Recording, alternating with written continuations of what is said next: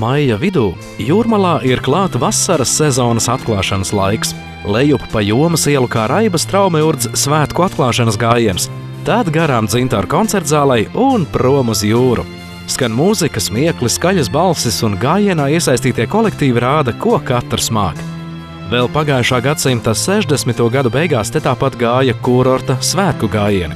Un gluži tāpat kā toreiz, arī tagad gan lieli, gan mazi drūzmējas gar saldējumu ratiem.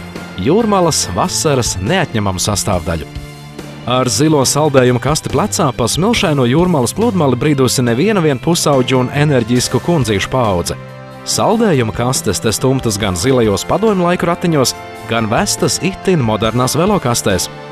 Krāsainu saules sargu sargātas saldējumu vitrīnas stāv teju pie pašas jūras.